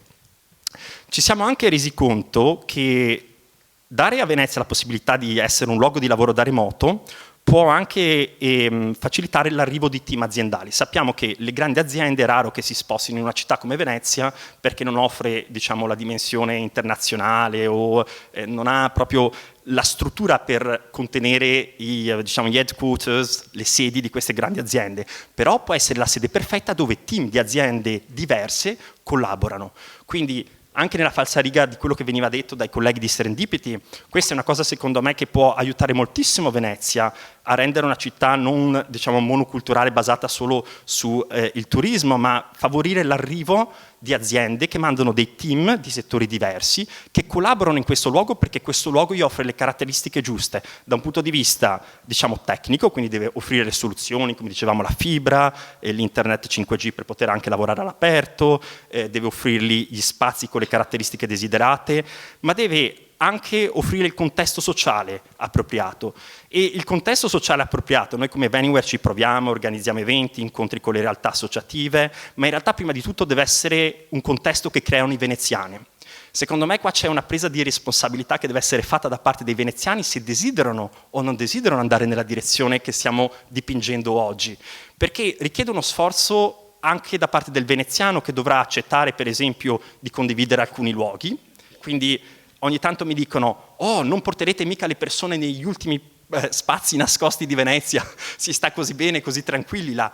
Allora l'idea è che queste persone non sono né turisti né residenti, e trovavo molte belle le parole di sentirsi in mezzo, perché come vi dicevo che c'è un continuum di necessità sugli spazi di lavoro e sulle loro caratteristiche, ci sono anche là tutte le sfumature, diciamo, dal turista che viene una volta per un paio di giorni o che viene a Venezia in giornata, passa a San Marco e poi scappa, a quello che può essere un turista, diciamo, che torna ripetutamente, magari torna per degli eventi particolari, a cui è interessato perché opera in quel settore, possiamo pensare a quelli che vengono ogni anno alla Biennale, a qualcuno che comincia a venire qua magari per qualche mese per lavorare e fa la prova, vede se si trova bene, fino al punto in cui si è trovato uno dei nostri remote workers che è qua presente, che ha deciso di comprarsi una casa a Venezia. Ha fatto questo passo e ha deciso di rimanere qua. Non si sa per quanto, io gli auguro di rimanere finché si trova bene, però ha deciso di fare questo passo dopo un paio di mesi. Noi in generale non puntiamo a quei lavoratori da remoto che vogliono stare qualche settimana, perché chiediamo un engagement un po' superiore, anche perché c'è molta domanda e quelli che richiedono di stare una settimana hanno altre soluzioni disponibili in città. Noi cerchiamo persone che siano minimo 3 mesi e speriamo che poi dopo loro decidano di permanere di più. Ci siamo accorti che ci sono in realtà molti problemi, il primo dei quali è la grande competizione con il settore turistico. Allora, essendo una realtà nata soprattutto, ma diciamo da veneziani, sappiamo bene i problemi nel trovare le abitazioni. E per evitare di creare competizione con il settore residenziale siamo andati a prenderci le liste di tutti gli appartamenti con destinazione turistica e da lì siamo partiti. Siamo partiti da quelli perché abbiamo detto: se quelli che vengono dati a notte venissero dati, non so, per periodi di 3-6 mesi, sarebbe già un progresso in quella direzione. E quindi abbiamo fatto questo tipo di lavoro. Non è stato facile, abbiamo provato a sviluppare partnership, è stato difficile al punto di portarci a rinunciare, diciamo, ad offrire questo come parte cuore del servizio. Quindi questo porta degli interrogativi. Io sono ricercatore e lavoro proprio su metodi di ricerca per il management, e quello che abbiamo capito è che il settore immobiliare di Venezia ha così tante frizioni e in realtà è così dopato dal turismo che è probabilmente il primo problema da risolvere se si vuole favorire l'arrivo di queste persone che stanno più mesi. Si può accettare una stagionalità nella loro presenza, uno potrebbe dire devono venire nella bassa stagione a coprire quei mesi in cui le case non si riempiono di turisti. va bene, però nel momento in cui no, nel senso, va bene che loro arrivino per periodi più lunghi rispetto al turista, ma nel momento in cui questo mi chiede di rimanere e gli viene proposto un aumento del canone d'affitto di centinaia di euro, non va bene. Quindi questo è, diciamo, quello che noi abbiamo scoperto in questa prima fase del progetto. Abbiamo anche capito che, per esempio, la mappatura degli spazi è qualcosa molto importante, perché le persone arrivano qua senza la consapevolezza di quello che Venezia può servire. Quindi in questa direzione, secondo noi, c'è molto lavoro da fare, e stiamo provando diciamo, a sviluppare delle soluzioni che aiutano anche le persone a fruire di Venezia in una maniera che sia anche legata alle attività che a Venezia avvengono. Ci rendiamo tutti conto che la vivibilità delle diverse aree cambia a seconda delle stagioni. Ci sono delle zone magari vicino alla Biennale che diventano sovraffollate da maggio in poi. Quello spazio che può essere, non so, la sera vicino alla Biennale ai giardini, può essere perfetto fino al mese di aprile e poi non lo è più.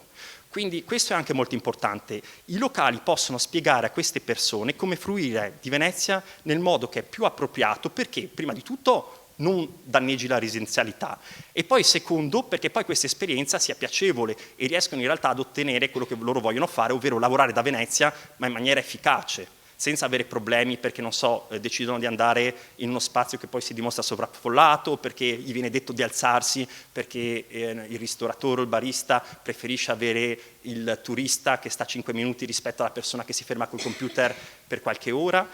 In breve, questo è quello che abbiamo scoperto, e lascerei la parola poi ai miei colleghi. Abbiamo la fortuna adesso di avere questo gruppo di lavoratori da remoto che sono venuti individualmente, quindi dopo l'azienda abbiamo avuto una quarantina di lavoratori da remoto che sono venuti da soli. Le problematiche sono diverse, perché l'azienda, per esempio, riesce a costruire dei legami anche interni più facilmente. Quando il lavoratore viene in maniera autonoma c'è più lavoro da fare, le associazioni diventano più importanti, e anche il veneziano, diciamo, deve essere un po' un accompagnatore nel diventare, diciamo, questa figura che non sarà ancora un residente finché non ti trasferisci qua per anni, ma, diciamo, è molto più simile in termini di abitudini e stile di vita al veneziano rispetto al turista. Grazie.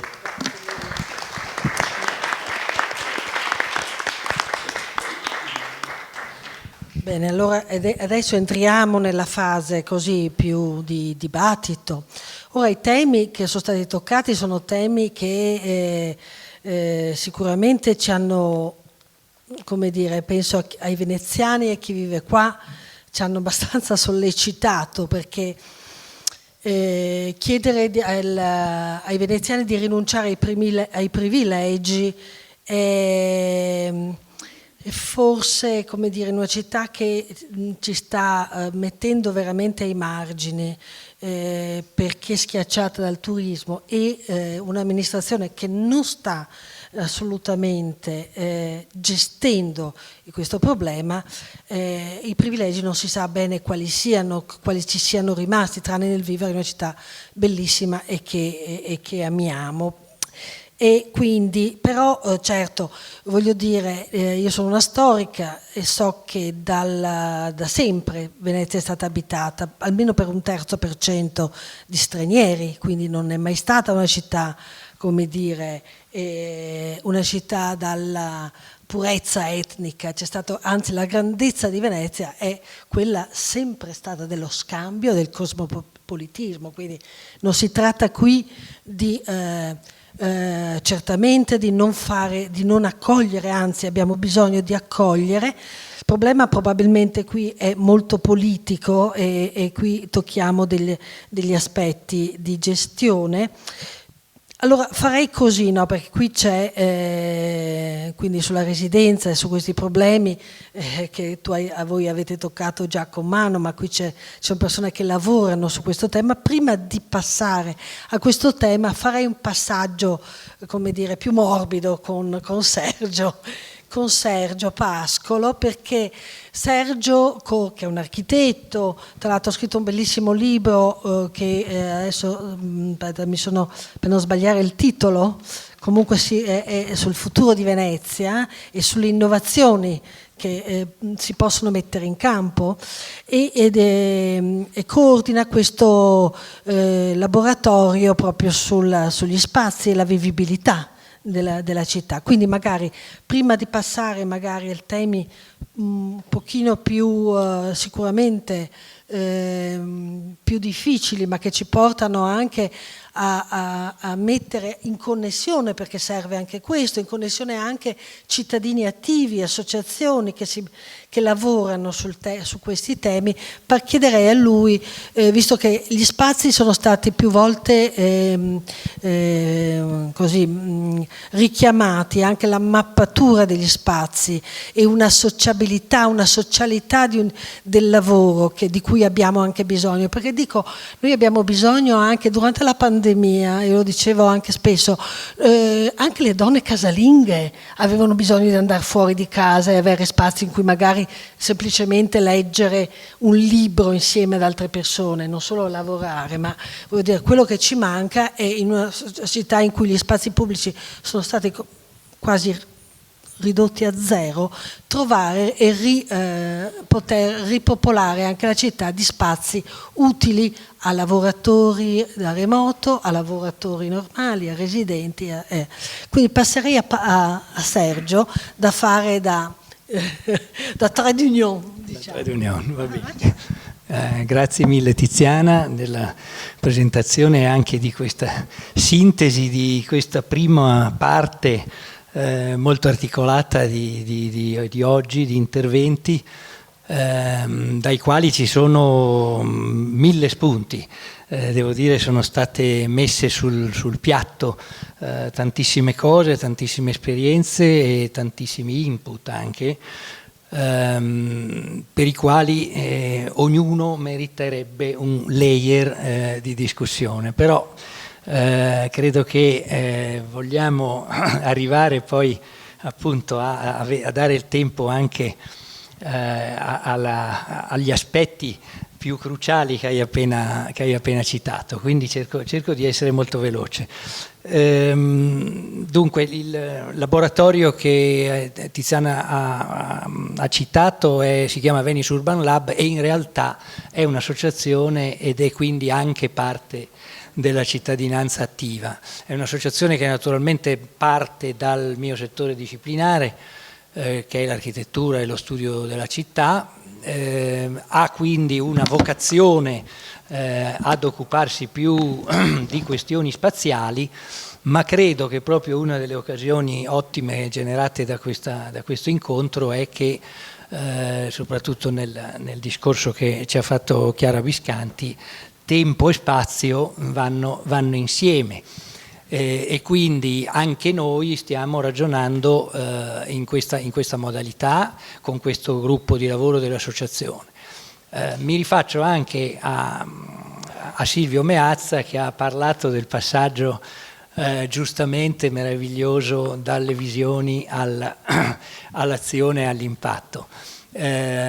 Io non sono fermo alle visioni, però il libro che ha citato gentilmente Tiziana, che si chiama Venezia secolo XXI, che ho scritto, pubblicato durante la pandemia praticamente, anzi poi alla fine è uscito al pubblico il 1° maggio, che era il primo giorno che hanno aperto le librerie dopo un vero e proprio durissimo lockdown che ci ricordiamo tutti.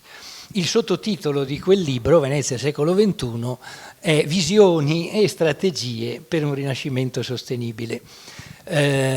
Poi l'associazione che tu hai citato è nata proprio dal fatto che dalle visioni bisogna passare all'azione, e ho cercato di mettere in piedi questa struttura di dialogo con tutte le altre associazioni in città e con un grandissimo network, proprio per provare a fare qualcosa. Poi Silvio Meazza è riuscito a fare molto, molto di più in un più breve tempo, e veramente mi congratulo con lui, e soprattutto sono felicissimo perché se mai avrai tempo di guardare un po' questo libro, stai realizzando in parte sostanziale quello che era un po' la macrovisione. Alcune cose che io volevo dire sulla questione degli spazi e anche sullo spunto che ci ha dato Chiara Viscanti. Io proverei a dire una cosa: Venezia città agile. Venezia città agile perché quando giustamente Veniva citato poco fa appunto nell'esperienza di chi viene qui a fare lo smart working, a fare il lavoro in questa città, eccetera, eccetera, cosa ha apprezzato. Tante cose naturalmente, ma anche il fatto che andando in giro per la strada, curiosamente invece che solo spostarsi, con grande sorpresa ci si accorge che quello può essere un momento di relazione. E questo è una delle grandi questioni spaziali diverse che contraddistingue questa città dalle altre. Allora forse da questo si può trarre lo spunto per far sì che tutto quello che abbiamo sentito sono storie di eccellenza, sono storie che meritano gli applausi di tutti, ci sono delle criticità evidentemente che possono, a mio avviso, qui forse poi cominciamo a interloquire, essere affrontate con la parola chiave che io tengo molto a portare anche su questo palcoscenico, che è la parola equilibrio. Io credo, mi è capitato di scrivere un articolo per una mostra che è stata fatta a Parigi e ho incentrato sul futuro di Venezia, ho incentrato un po' l'argomento sulla questione dell'equilibrio che questa città ha sempre avuto nel corso dei secoli, equilibrio anche di tipo di rapporto tra artificiale e naturale, quindi nelle questioni ecologiche. Dello stesso equilibrio c'è bisogno nelle questioni spaziali e nelle questioni sociali. Quindi sappiamo benissimo che quello di cui è stato molto ben descritto, non è possibile che una cosa così virtuosa e così come dire, nelle righe e nel futuro in assoluto, come è stato detto, come questo del lavoro in remoto, possa creare conflitti. No? Penso che dobbiamo lavorare tutti noi, mi sembra abbastanza evidente che sia una grandissima opportunità, come è stato detto per Venezia forse più che per altre città, ma sicuramente quasi per tantissime città, soprattutto quelle belle, perché ci sono anche tante belle città storiche in Europa, e non solo in Europa, nel mondo, eccetera, eccetera. Quindi la questione del cercare di far diventare questa opportunità qualche cosa che va oltre qualsiasi generazione di nuovi conflitti, per esempio sottrazione alla residenzialità, cercando anche di trovare l'equilibrio per superare proprio queste distinzioni, perché io vi do velocemente un altro punto di vista, che, visto che frequentiamo con convegni internazionali nel nostro mondo, architettura e disegno urbano, tantissime persone che vengono qui, che hanno comprato casa qui, che non necessariamente sono attivi smart worker, ma solo perché da 20-30 anni conoscono la città, tanti di questi sono architetti, sono urbanisti, sono paesaggisti, che nel corso del tempo hanno questa semiresidenza, no? Questa residenza temporanea che è fedeltà, che è conoscenza profonda della città. Anche questi ci è capitato l'altro anno in un convegno, ce n'erano tanti e così abbiamo parlato di questi argomenti e veniva fuori: ma sì, ma noi intanto non siamo censiti, non esistiamo, ma siamo tanti, vorremmo essere molto più parte della comunità di cittadini. Cioè un altro gruppo sono gli studenti.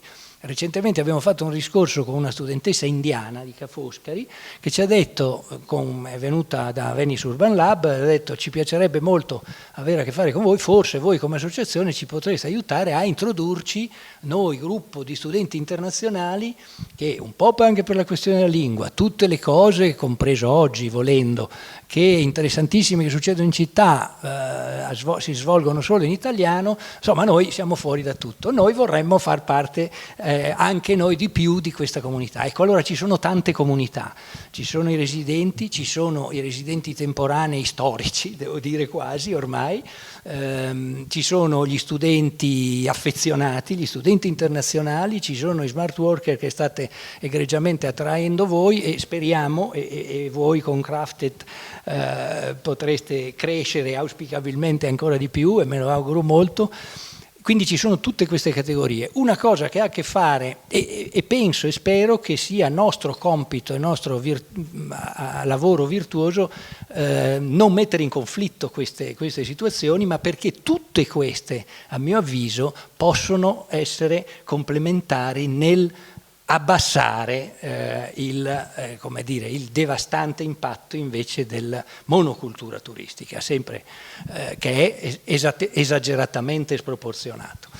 Dal punto di vista degli spazi, l'ultima osservazione che metto sul piatto della discussione: anche con l'università stiamo lavorando molto. Penso che di cogliere lo spunto che è stato dato da Anywhere, è chiaro che queste comunità nuove hanno bisogno di spazi informali. Giustamente mi sono notato, non può bastare il bar, e aggiungo, non può neanche bastare passeggiare per la strada, perché è vero che è stato molto positivo che queste persone abbiano percepito lo spazio di relazione andando da un posto all'altro, ma non basta neanche quello.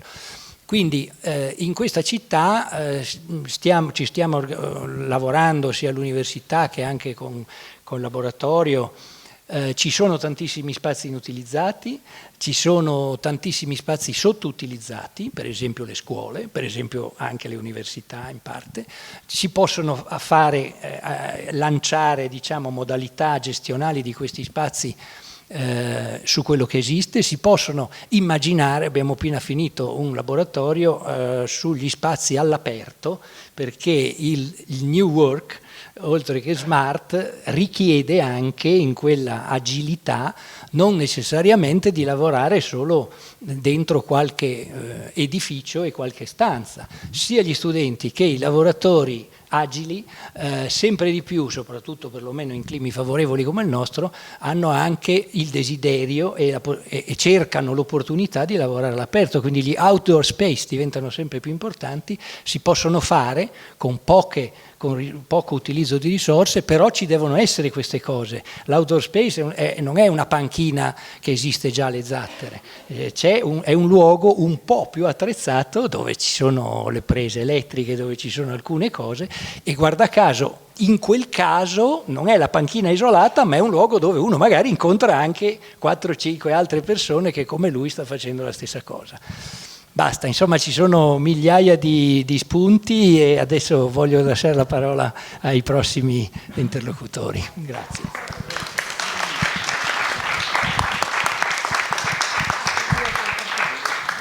Una cosa vorrei dire però, poi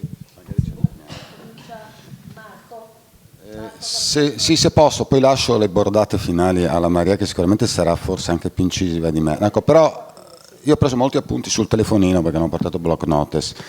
Mi preoccupa un po' questa nozione di né turisti né residenti. Allora snoccioliamo un po' di dati, perché a Venezia abbiamo già 25.000 studenti universitari che non votano, abbiamo già 20.000 proprietari di seconde, terze, quarte e quinte case che non votano, abbiamo 35.000 lavoratori pendolari, dato a CTV, che a Venezia lavorano ma non vivono a Venezia, e abbiamo anche un pendolarismo molto interessante in senso inverso di veneziani che lavorano altrove perché a Venezia non hanno trovato opportunità di lavoro.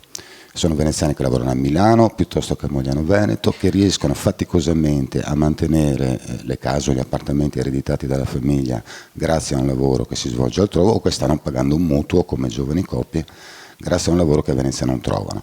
In questo vorrei rilasciarmi alle parole molto sagge della Presidente dell'Ateneo Veneto. Il primo obiettivo, se lo smart working è strumento e non obiettivo, è quello di permettere a chi già vive a Venezia, dovunque sia nato, senza distinzioni di razza, religione, dove è nato, no, ma quelli che già ci sono, cerchiamo di non perderli, perché Venezia ha bisogno anche di un nucleo stabile di residenti che siano anche quel fattore di accoglienza per i quasi residenti che avranno bisogno di qualcuno che gli spieghi la città.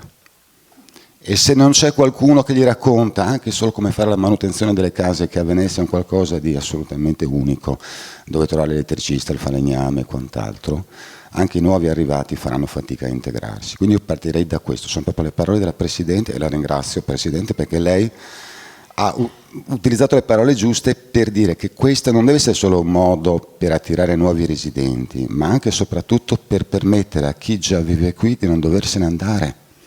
Perché questa è la tragedia di Venezia in questo momento, stiamo perdendo saperi, conoscenze, mestieri che non possono essere sostituiti nel giro di una generazione da nuovi arrivati che arrivano da altrove. Allora una preghiera, ci sono ricette meravigliose che possono essere studiate alla Bocconi, descritte nei libri, ma una volta calate nella realtà specifica veneziana, rischiano di fare danni. La parola equilibrio l'ha evocata il professor Pascolo, l'architetto Pascolo. Equilibrio è il fattore fondamentale che ci permette di trovare la giusta armonia fra gli elementi, acqua, terra, e sappiamo quanto Venezia dipenda dal giusto equilibrio fra l'acqua che sale, ma non deve salire troppo, che scende, ma non deve scendere troppo. E quindi l'equilibrio è la parola chiave anche nella fabbrica sociale. Per i nuovi arrivati, io ho apprezzato molto di Anywhere il tentativo di non creare gentrificazione e quindi di andare a cercare le case per i nuovi arrivati laddove le case erano invece sul mercato delle locazioni turistiche. E qui c'è l'assenza tragica dell'amministrazione comunale, perché effettivamente per non creare conflitti bisognerebbe che calasse il numero di locazioni turistiche e a quel livello di reddito che possono offrire effettivamente i lavoratori che voi attirate a Venezia, il proprietario di casa potrebbe avere dei redditi sicuramente apprezzabili e anche interessanti, ma senza sottrarre spazi alla residenza. Se invece l'amministrazione si lascia convincere che il mercato, la mano invisibile del mercato è l'unica regola, Venezia è destinata a sparire. E su questo dobbiamo essere chiari, perché per quanto possa essere competitivo anche il lavoratore agile che arriva a Venezia può pagare 1.600-1.800 euro d'affitto al mese, la legge del mercato dice che la locazione turistica è ancora più remunerativa. Ho apprezzato moltissime cose fra quelle che ho sentito, ma volevo sollevare intanto il problema delle criticità, perché la ricetta di per sé è una ricetta che studiata a tavolino è interessante. Una volta calata una realtà fragile come quella veneziana, dobbiamo stare attenti appunto a muoverci come si fa in un negozio di porcellana, in cui quando si arriva non è come andare in altre tipologie di negozi. Quindi grazie a chi mi ha preceduto e cercherò di fermarmi qui, avrei molte altre cose da dire, ma non voglio sottrarre tempo a Maria in particolare.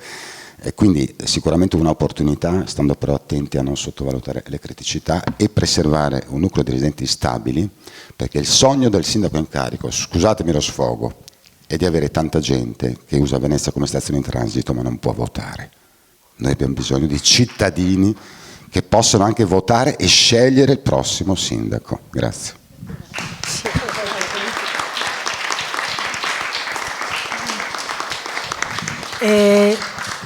Grazie Marco. E allora adesso la parola a Maria Fiano. Allora Maria fa parte dell'osservatorio civico sulla casa e la residenza, ma vorrei anche dire, perché colleghiamo ad un'iniziativa che stanno portando avanti molto importante sulla legge sull'affittanza turistica e di cui penso abbiate sentito parlare, ma che ha portato anche dei frutti in Parlamento e che sta andando avanti, su cui stanno lavorando, che certamente è una delle leve fondamentali per dare un argine a quello che sta succedendo. Quindi Maria, a te la parola. Allora intanto grazie anche a tutti gli interventi che mi hanno preceduto. Io ho preso moltissimi appunti e sarò probabilmente un po' caotica poi nel cercare di recuperarli, perché sono tante le sollecitazioni. Sicuramente, essendo diciamo così una componente di questo osservatorio civico sulla casa e la residenzialità, il mio punto di vista è evidentemente quello legato agli alloggi, per cui non potrò soffermarmi magari su alcuni aspetti estremamente interessanti sulle modalità riorganizzative, diciamo così, del lavoro anche in prospettiva, che evidentemente, questo un po' per fare come sono solita, no, dei bagni di realtà, non può coinvolgere, no, tutte le tipologie lavorative che ci sono in una città, perché evidentemente, non so, pensando alle migliaia e migliaia di persone pendolari che citava anche Marco, no, che ogni giorno dalla terraferma arrivano a Venezia per lavorare, sicuramente in settori spesso legati al turismo, è evidente che non possiamo proporre tipologie, diciamo così, di lavoro agile o smart o in remoto, ma penso anche a tutte le persone che si dedicano alla cura delle persone, a tutte le persone che lavorano, non lo so, negli ospedali, eccetera, per cui abbiamo tutta una serie di lavoratori che in qualche modo rimangono un po' ancorati, diciamo così, ad una prospettiva forse meno, diciamo così, smart, in senso, diciamo, amichevole, che ci è stata prospettata. Di questo dobbiamo assolutamente tenerne conto, e che spesso appunto non abitano a Venezia, perché uno dei grossi problemi appunto dell'abitare a Venezia è evidentemente il problema della casa. Questo ce lo portiamo dietro da moltissimi anni, da moltissimi studi. Forse qui un appello interessante sarebbe quello di ritornare, no, ad avere degli studi e delle analisi strutturate come c'erano, no, negli anni 80, 90, fino agli anni 2000, quelli del COSIS eccetera, no, che ci riportavano davvero dei numeri e dei dati. Noi come osservatorio su questi ci basiamo per capire quali erano i fenomeni, e una delle grandi problematiche, una delle grandi cause, diciamo così, dello spopolamento, che è una delle parole che è stata citata, uno dei fenomeni che è stato citato. Io mi sono portata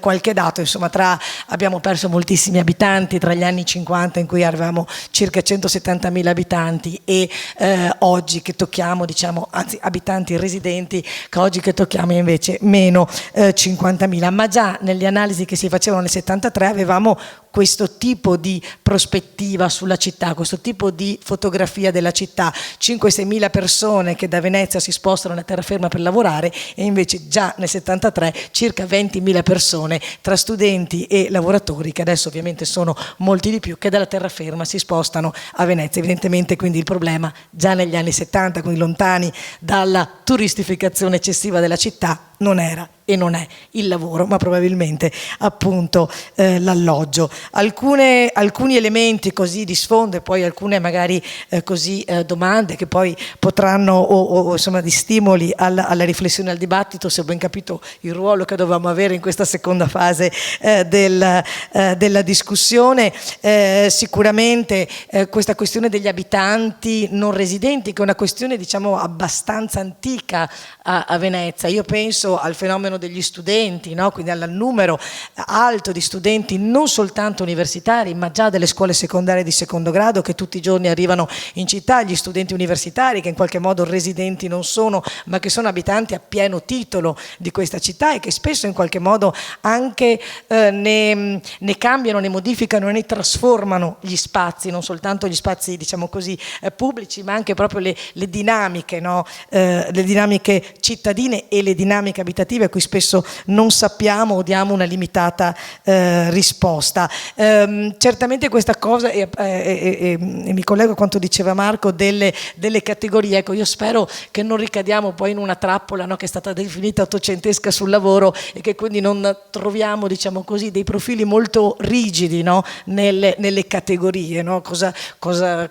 residente, non residente, un residente a metà temporaneo, uno studente. Ecco, spero che invece rimaniamo, diciamo, in una fluidità che mi sembrava la cifra innovativa di chi mi ha preceduto dal punto di vista del lavoro, ma allora forse anche dei profili. Sono un'ex studentessa fuori sede, nata appunto in Veneto, a pochi chilometri, ma che si è trasferita qui, si è mossa, ha, diciamo, scelto poi di abitare qui, fortunatamente in affitto, perché fortunatamente ci sono ancora proprietari che affittano ai residenti, ma che, diciamo, non sa che cosa farà del suo futuro, se rimarrà qui a vivere per sempre. Per cui, ecco, mi piacerebbe che rimanesse un po' una cifra, diciamo, di fluidità, questa cosa delle categorie che sono state menzionate. Vado velocissima e su alcune parole che rubo invece agli interventi che mi hanno preceduto, che sono quelle della gestione delle conseguenze e delle scelte, no? Per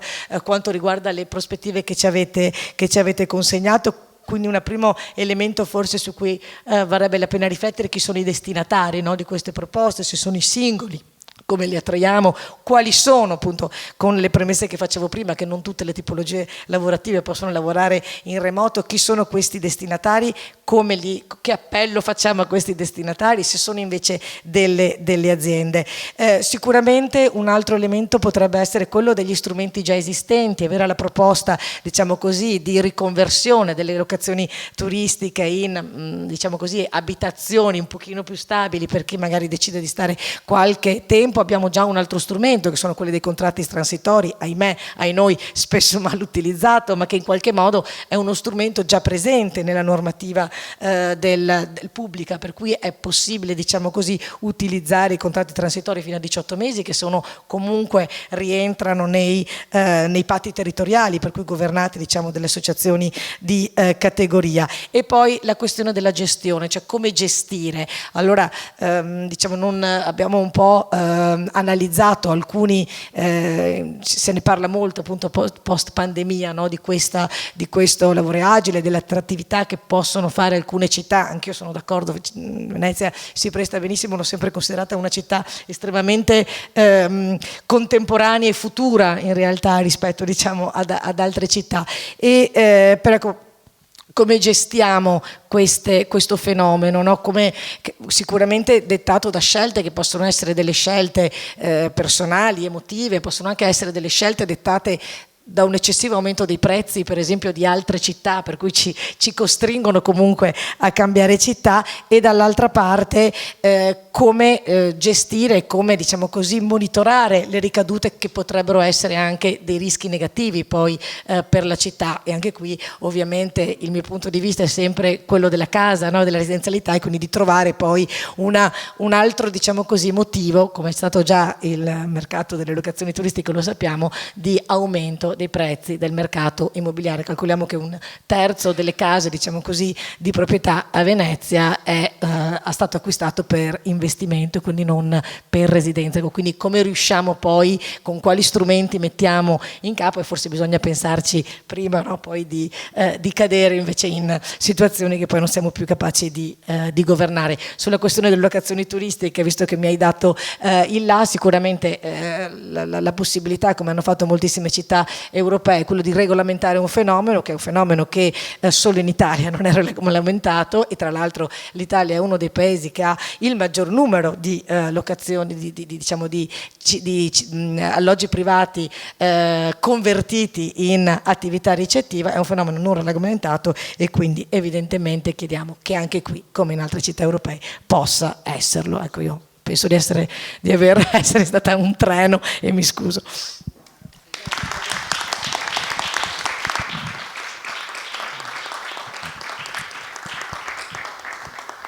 Allora, io credo che gli argomenti sono tanti, noi lo sapevamo, che questo era il primo momento soltanto per cominciare a discuterne, però la prima, obiettivo credo che sia stato raggiunto, intanto quello di mettere insieme più soggetti, anche soggetti della cittadinanza che si occupano di questo, e di far dialogare. Quando Chiara parlava anche di fare rete con più soggetti, intanto abbiamo cominciato a fare una rete qui, e credo che se si vorrà si potrà, no, Antonella, continuare questo lavoro, questa indagine e queste proposte, e provare a articolarle anche in maniera più approfondita, che non sia stato queste 2 ore.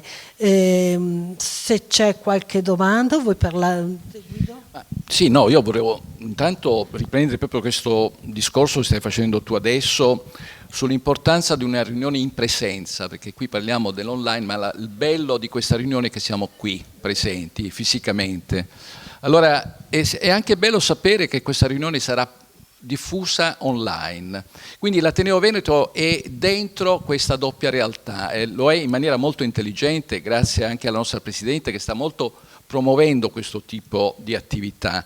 Lo dico perché, diciamo, questo essere in queste 2 realtà, quella che conosciamo e quella in cui ci stiamo immergendo grazie alle nuove tecnologie, è il dato del nostro tempo.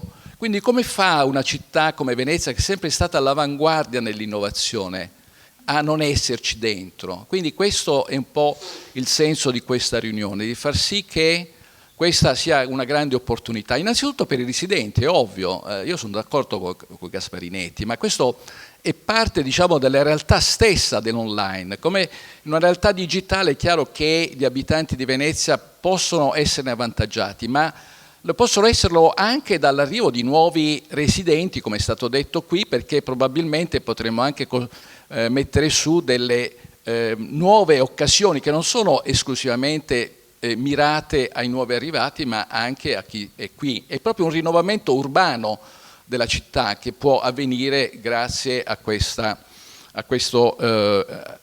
evento che è diciamo, l'affermazione del digitale. Ma io quello che vorrei sottolineare è la velocità estrema del cambiamento. Qui sta passando un treno, noi dobbiamo salirci sopra, perché prima della riunione Antonella stava raccontando di come ci sono dei visitatori che vanno in giro adesso con i telefonini, come sappiamo bene, come per non perdersi dentro la città. E ci si chiedeva giustamente, ma come facevamo prima? Ma prima era solo qualche anno fa. Ora, se noi ci guardiamo indietro e vediamo la velocità e la pervasività di queste nuove tecnologie, dobbiamo guardare avanti e capire che quello che sta accadendo adesso è una fotografia molto parziale dell'esistente, perché è un esistente in movimento, è un esistente in divenire. Per la prima volta nella storia dell'umanità noi abbiamo un esistente in divenire continuo. Quindi questa è la sfida, ed è la sfida per cui noi dobbiamo starci dentro. Io penso che l'Ateneo, da questo punto di vista, lo diceva anche bene Tiziana, può essere un promotore anche di questa, perché spero appunto che riunioni in presenza come queste ed altre iniziative che coordinano le varie cose che avvengono, che si svolgono, è molto importante per la città. Questo è un fatto politico anche, che ci possa essere un coordinamento e una conoscenza reciproca tra i vari soggetti che si muovono in città e per la città di Venezia. Quindi solo questo volevo dire. Io vengo da una tradizione che è quella della stampa, che è quella che è stata maggiormente attraversata dall'innovazione tecnologica. Io comincio la mia attività quando c'erano ancora le tipografie di piombo, col piombo. Allora, voglio dire, quando i tipografi i linotipisti sono stati eliminati completamente, nessuno ci credeva. E poi ci hanno detto, guardate che poi tocca a voi, ed è toccato a noi. Quindi questo per dire, questo è avvenuto in pochi decenni. I cambiamenti di oggi, stiamo attenti, sono velocissimi.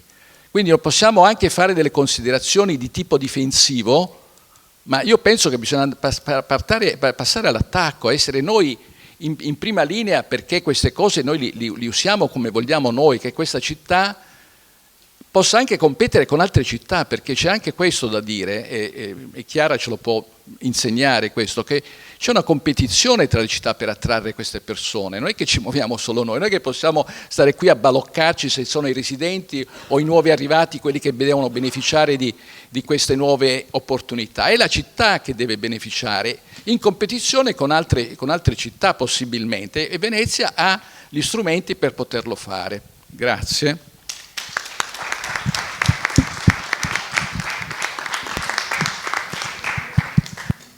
Cosa dite? C'è qualche intervento dal pubblico? Qualcuno? Se no...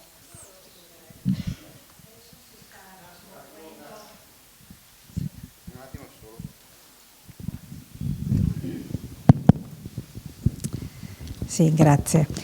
Mi pare che questo incontro di stasera sia molto interessante perché mette insieme diverse realtà, associazioni dal basso e non solo, insomma. Quindi sarebbe interessante che poi tutto questo venisse in qualche modo messo in rete, cioè queste iniziative possiamo raccoglierle, possono essere raccolte da Ateneo Veneto, che poi a cui dopo le persone possono accedere, quindi capire chi fa che cosa, no? Quindi magari mettere un link diciamo comunitario che poi rimanda alle varie associazioni. Quindi questo penso che potrebbe essere già un primo passo per far accedere anche le persone presenti oggi o altre che non sono potute venire, ma per far capire che c'è qualcosa che sta nascendo. Quindi, perché spesso il pericolo è che si parla di cose molto interessanti, ma poi si continua a viaggiare ognuno in ordine sparso, e questo direi che bisogna evitarlo, soprattutto ecco, questa situazione. Poi immagino, ecco, allora ho sentito delle esperienze che sono collegate all'università, ma l'università o le università non ho capito se sono massivamente presenti oppure sono un po' collaterali. Mi pare che l'università, UAV, Ca' Foscari e perché no anche Padova, che ha un bacino pazzesco, perché non magari coinvolgerle di più e meglio? Se c'è un progetto di riqualificazione e rigenerazione, chiamiamolo come vogliamo, ma di ripopolamento della città. Ovviamente non si è parlato, perché non era questo il tema, non si è parlato delle attività artigianali che sono importantissime a Venezia, e questo immagino potrebbe essere un altro tema su cui discutere, che non vanno perse e che ahimè stanno sparendo. Ecco, cioè Venezia è non solo digitale, ma è anche tutto quello che è stato, che ha fatto grande Venezia. Ecco, grazie. Sì, io volevo rispondere alla signora che questi incontri vengono registrati e lei li trova nel sito dell'Ateneo Veneto collegato a YouTube. Quindi sì, no, i link delle associazioni no. Però io credo che appunto si possano attivare e comunque si possano individuare nell'incontro. Ci sono tutti i relatori e le relative associazioni e quindi si possono ricavare. Voglio anche dire che noi continueremo ad occuparci dei problemi della città e faremo un incontro sulla residenzialità, che è, appunto abbiamo visto che è, come dire, il prerequisito, dicono i giuristi, no? Di tutti questi discorsi che sono stati fatti, come faremo un altro incontro sul ticket, sul contributo d'ingresso e sulla regolamentazione dei flussi, e poi li troverete tutti sul canale YouTube dell'Ateneo Veneto. Con l'occasione io voglio ringraziarvi, mi sono sentita terribilmente vecchia sentendo voi, ma anche molto molto stimolata, e se avete offerto delle prospettive di vita per questa città, e credo che dovrebbero essere coltivate, e qui dico anche che non a caso siano tutte esperienze private queste, dobbiamo riflettere su questa cosa. Il pubblico è sempre molto indietro, molto resistente, e è una riflessione che dobbiamo fare e che dovrebbe stimolare i nostri amministratori, credo. Grazie.